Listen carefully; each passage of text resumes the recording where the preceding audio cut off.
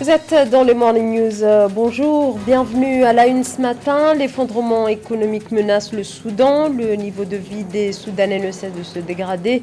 Une économie sous perfusion qui met en péril la suite de la transition.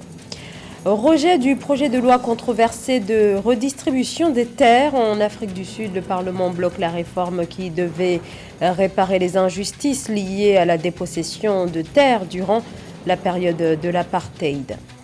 Lancement du réseau des jeunes économistes de la Commission économique des Nations Unies pour l'Afrique, dont l'objectif est de former une structure composée d'experts des questions macroéconomiques.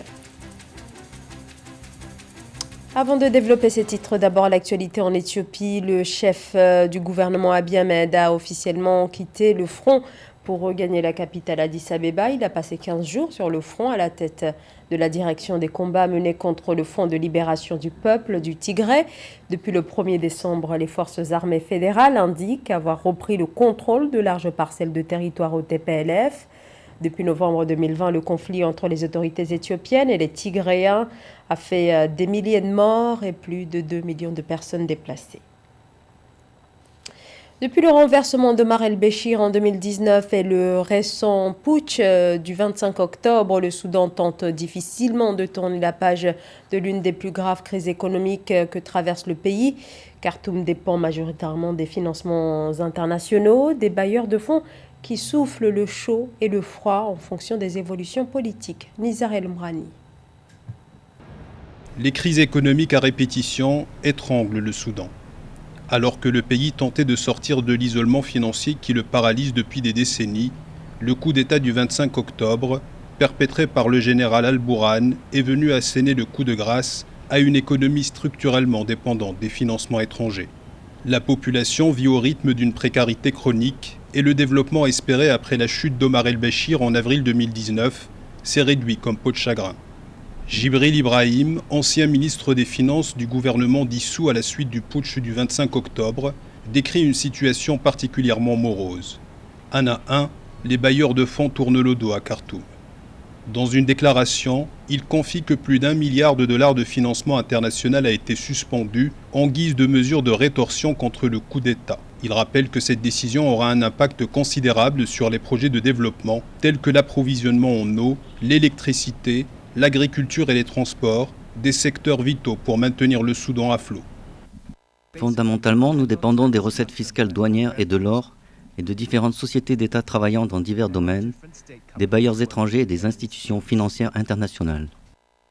Le dirigeant appelle de ses vœux une transformation de fond du modèle économique de son pays afin de sortir de la dépendance vis-à-vis de l'étranger.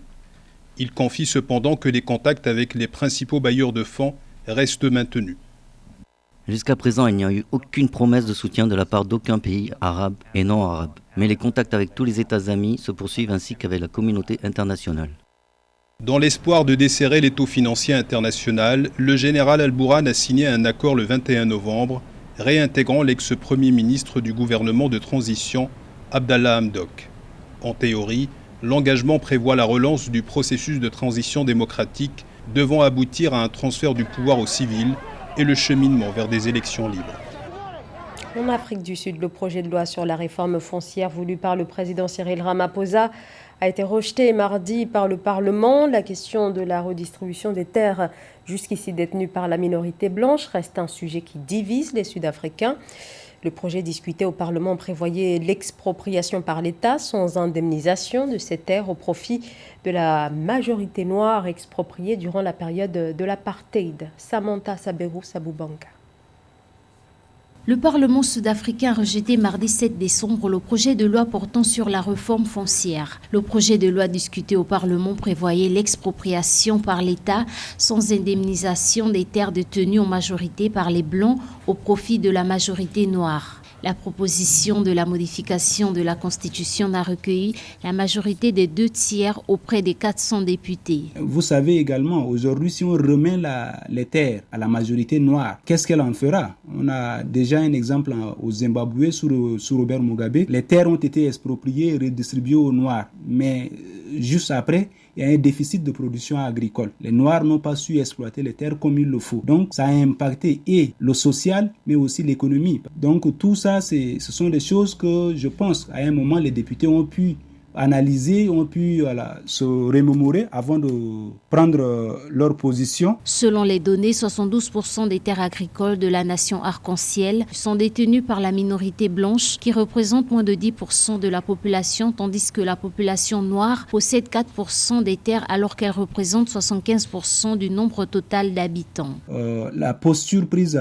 actuellement par les députés permet simplement de prendre du recul, de mieux réfléchir, d'analyser la situation et de trouver une solution qui permette à tout le monde de bénéficier de manière équitable de la terre. Pour moi, je pense que le rejet est normal et il faut travailler derrière pour pouvoir sortir l'Afrique du Sud de cette question qui crée des tensions au sein de la société depuis des décennies. Toutefois, la spécialiste en droit foncier au sein du groupe de la défense légale Ressources Centre, William Wikamb, a fait savoir que le chapitre est loin d'être clos. Dans ce sens, le ministre de la Justice, Ronald Lamola, a martelé travailler pour que les habitants de son pays aient un accès équitable à la terre, car les modèles inégaux et biaisés en matière de propriété foncière ne peuvent plus durer. De nombreuses économies africaines ont totalement plongé depuis la crise sanitaire alors que la situation était déjà grave bien avant l'arrivée du Covid-19.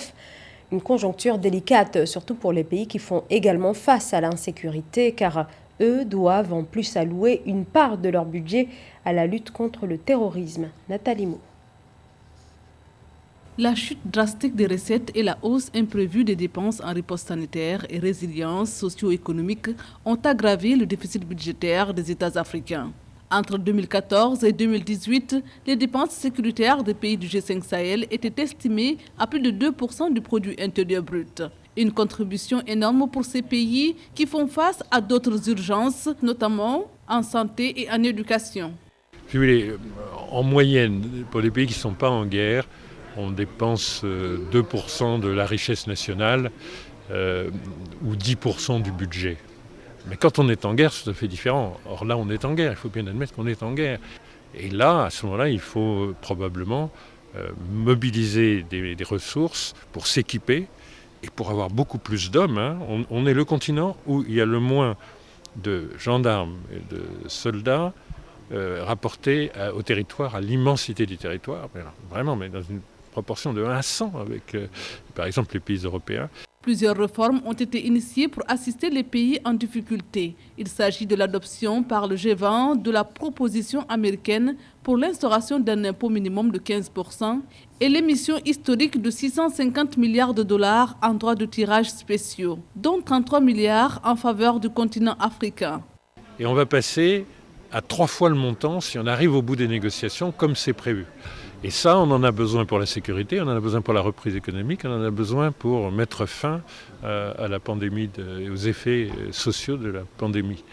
Ça va beaucoup reposer sur les épaules du président Macky Sall. Selon les experts, l'autonomisation des forces de défense nationales devient une nécessité. Elle devrait notamment se matérialiser par le biais de la coopération entre les forces de défense et de sécurité des États africains, la cohérence des besoins capacitaires ainsi que les mécanismes de financement. 24 morts ont été recensés en République démocratique du Congo en raison d'une épidémie de variole simienne, épidémie déclarée dans la province de Maniema qui se trouve à l'est du pays. La zone de santé de Tunda dans le territoire de Kibombo a déjà notifié 191 cas, précisent les autorités régionales. La variole simienne a été découverte en 1958. Aucun traitement n'existe à ce jour. On en vient au lancement du réseau des jeunes économistes de la Commission économique des Nations Unies pour l'Afrique. Cette structure vise à constituer un réseau de professionnels qualifiés susceptibles d'intervenir notamment sur les questions macroéconomiques touchant au continent africain, des questions dont la résolution est cruciale dans l'atteinte des objectifs de développement durable et l'agenda 2063 de l'Union africaine. Nathalie Mo. La Commission économique des Nations Unies pour l'Afrique, CEA, a lancé le 7 décembre 2021 son réseau des jeunes économistes, une plateforme qui offre l'opportunité aux jeunes de se former à la collecte et à l'analyse des données économiques essentielles pour la modélisation macroéconomique du continent dans un contexte de crise sanitaire. Nous espérons pouvoir bientôt publier des données pertinentes sur les défis de l'économie africaine. Notre économie liée aux réalités de nos sociétés, liée à nos défis socio-économiques, à nos cultures. Si nous pouvons résoudre certains de ces défis économiques, nous pourrions clairement résoudre certains conflits et autres défis liés à la gouvernance. Ils sont issus de l'ensemble des sous-régions africaines, les membres du réseau des jeunes de la CEA qui veulent mettre leur formation au service des stratégies de développement de l'Afrique. Cependant, une approche qui inclut les compétences des économistes de la diaspora est également encouragée. Pour renforcer la capacité d'analyse et de modélisation économique, la Commission économique pour l'Afrique à travers ce réseau pourrait saisir l'opportunité offerte par la diaspora africaine en Europe ou aux États-Unis. Le réseau des jeunes économistes de la CEA vise la mise en place d'une masse critique de modélisateurs qualifiés ayant une compréhension et une connaissance solide du comportement des agrégats macroéconomiques. Une génération de professionnels de l'économie qui devrait aider les pays à atteindre plus efficacement les objectifs de développement durable et l'agenda 2063 de l'Union africaine.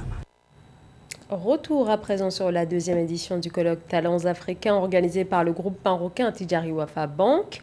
La rencontre a refermé ses portes le 3 décembre. L'Afrique face à ses défis. Comment les talents peuvent contribuer à l'émergence du continent était la thématique retenue cette année. Voyez ce sujet préparé par Philomène Tine. Les compétences africaines ont été à l'honneur dans le cadre de la deuxième édition du colloque Talents africains tenu autour du thème « L'Afrique face à ses défis, comment les talents peuvent contribuer à l'émergence du continent ». Initié par le groupe Attijari Wafa Bank, ce cadre s'est inscrit dans la stratégie du groupe qui consiste à œuvrer pour la promotion de l'excellence sur le continent et la capacitation du potentiel du capital humain africain. Le groupe Attijari Wafa Bank entend pérenniser cette initiative qui permet de créer une réelle dynamique autour de la première richesse de notre continent, qui est celle de sa jeunesse et de ses talents. Cet événement constitue un espace d'échange privilégié, orienté vers des sujets à forte valeur ajoutée qui concernent le progrès, le développement et l'essor de l'Afrique. Attijari Wafa Bank s'oriente vers le renforcement des capacités et des compétences africaines par la mise en place de programmes de formation et de recrutement des talents. Le groupe consolide également ses partenariats avec les acteurs académiques à l'échelle continentale afin d'accompagner la montée en compétences des jeunes, renforcer leurs capacités et favoriser leur insertion professionnelle. Le groupe a accéléré le programme YELEN avec une importante dynamique de recrutement. Aujourd'hui, l'Afrique doit pouvoir compter sur ses talents pour relever des défis importants et participer à la construction d'un avenir dans lequel nous serons acteurs de notre destin. Premier groupe financier d'Afrique du Nord et de l'Ouest et acteur de référence en Afrique centrale, le groupe Attijari Wafa Bank couvre aujourd'hui l'ensemble des métiers bancaires et occupe une position de leader dans de nombreux secteurs tels que la banque de détail, la banque de financement et d'investissement, de l'assurance et de l'assistance. C'est la fin de ce journal. Merci de votre fidélité. Restez sur notre chaîne. L'actualité continue sur Africa 24.